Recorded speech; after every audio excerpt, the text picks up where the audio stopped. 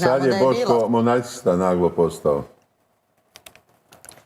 Znači, nova ideologija. Pa nije nova, to je isto ljotićevska ideologija. Te monarhističke stranke, to je čisto ludilo, ljudi. Kakva monarhija?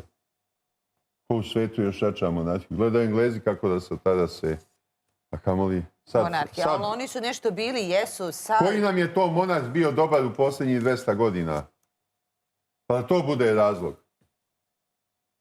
Koji je bio dobar? Nijedan. A ljudi pamte onaj 12. decembar 44. Kad je izdao četnike Petar II.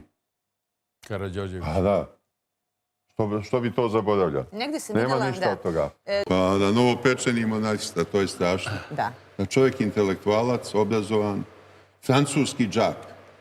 Francuska je sa monarhijom raskrstila 50 godina. Pa dobro, njegovi bude koalicijni partneri nisu Ma raskrstili. ajte, molim vas. Ne može to normalan čovjek biti za monarhiju.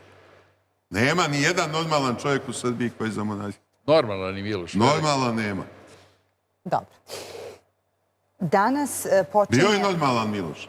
Ja sam ga upoznao kao normalnog, ali sad ode u monarhiste. A ja vam kažem Dobro. da je normalan. Pa kako može Možda vam se monarhista čini biti malo normalan? predizborna kampanja, pa su ljudi nekako... Kako monarhista može biti normalan?